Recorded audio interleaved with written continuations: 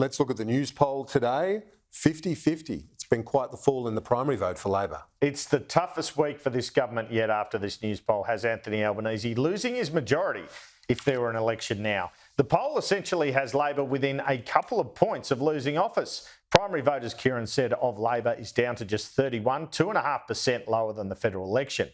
So have an election now and Labor's probably down to 72 or 73 seats in the 151-seat parliament.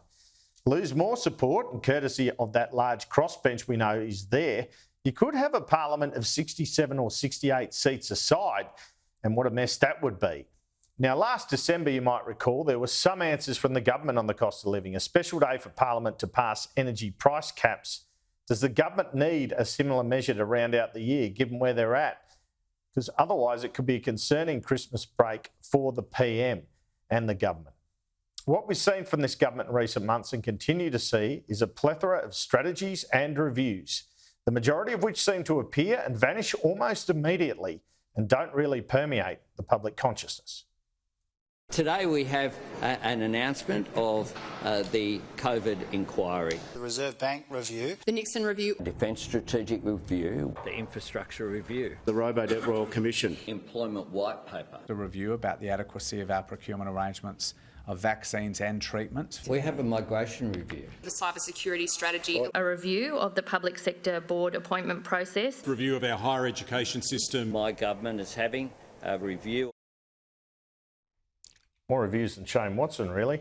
Now, I put to Shadow Defence Minister Andrew Hastie the coalition might be in with a sniff at the next election on Sunday agenda a couple of weeks ago, and this Newspoll appears to reflect that.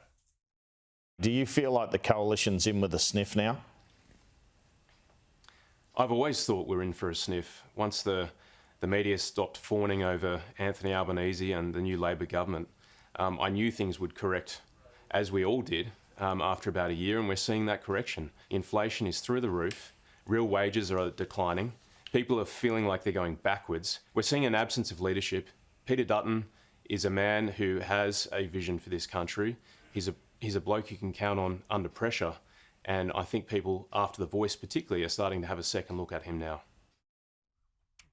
All right, well, the most successful politicians I've covered have had the ability to pivot with the public mood, not just stick to the plan. I'm thinking John Howard and Bob Carr in particular. Does Anthony Albanese have that capacity? Right now, there must be fears in Labor of the summer of discontent of 2009-10 repeating itself when Kevin Rudd came back from unsuccessful climate talks in Copenhagen and his government was suddenly in trouble. We've had a defeat there similarly with The Voice. One thing that certainly has been working for Peter Dutton in opposition is the fact there's not been division on the Liberal side, the way there was with Turnbull Abbott, Turnbull Nelson, Dutton Turnbull. One of the reasons for that, and something that probably did the opposition leader a favour in this term, was the loss of former Treasurer Josh Frydenberg in Kooyong. Without a viable alternative, Dutton's been able to struggle through some tough months without any problem with speculation of him getting rolled. And that helps when you're trying to drag down a government. On the government side, the decision to go to a referendum on The Voice looks flawed, as does the PM immediately taking off on several overseas trips once it went down.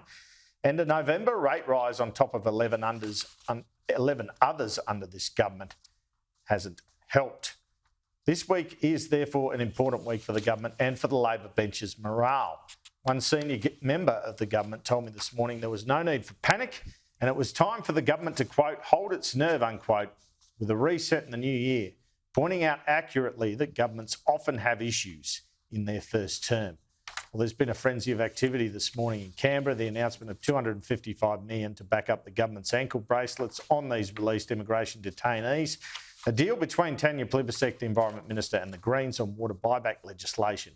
But none of it probably amounts to a hill of beans when it comes to the way the government is tracking politically at the moment. And all the talk appears to be the government trying to rush legislation through the House this week, where they have the majority.